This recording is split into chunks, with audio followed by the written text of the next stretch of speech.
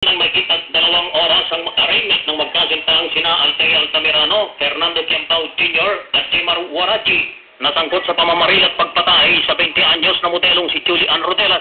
Sa panayam ng DZRH News kay Atty. Pete Principe, ang abogado ng pamilya Rodelas, ikinatuwa nitong maayos at mabilis na paghawak sa kaso ni QC RTC Branch 223 Judge Caridad Walke Lotero dahil pinagsabay-sabay na nito ang arraignment, pre-trial maging ang marking of evidence sa kasong murder na sinampa laban sa 3 suspect.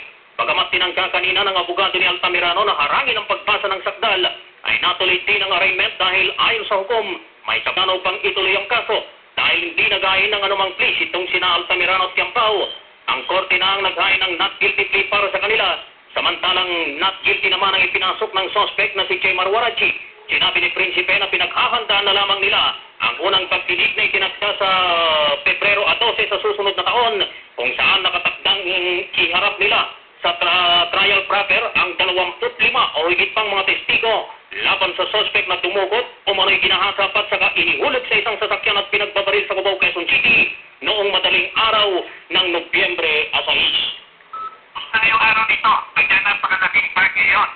Sapagkat pinagkaan natin yung mga dokumento, pinamangkaan siya, at pati yung mga testigo ay pinagkit natin mga 25 or more. So, we'll be ready on February 1. Yan ang tinig ni Atty. Principe, ang abogado ng mga Rodelas. Yan ang DZRH News. Val Gonzalez, RH number 5 nag-iisip sa pagbabalita. RH! Samantala, founding anniversary ng Autonomous Region in Muslim Mindanao ipagdiriwang hanggang sa 2019 o 2015 bago ipatupad ang Bangsamoro Government. Detalye mula kay RH19 June Dibacutat. Kaandi mapanghamon ang naging mensahe ni Governor Mujib Hataman sa kanyang pananalita ngayong umaga sa ika-23rd founding anniversary ng ARM. Partikular na pinasaringan ni Governor Hataman ang mga miyembro ng kanyang gabinete na naglalagay ng cellphone numbers sa public at nang sinubukan niyang tawagan ay hindi naman pala makontak. Ginanaan din ng ARM Governor ang mga head of office na hindi sinasamahang dumadalo ng flag ceremony sa tuwing Lunes ang kanilang mga staff. Galit ding hinamon ni Hataman ang sumira sa biometric ng mga empleyado sa office of the regional governor dahil sa nilagyan daw ito ng asin, kaya't hindi na gumagana. Pinatikos ni Hataman ang mga taong galit sa kanya pinapapatupad na reforma ngayon sa ARMM at naritong hindi siya magpapatalo sa ilang ayaw sumabay sa reforma. Sa ika-23rd founding anniversary ng ARM ngayong araw na may temang mga makabagong hamon sa mapayapang Bangsamoro, sinabi ni Hataman sa panayam ng DZRH na hindi pa ito ang panghuling anibersaryo ng ARM. Aabutin pa raw ito ng taong 2015 bago papalitan ng Bangsamoro government.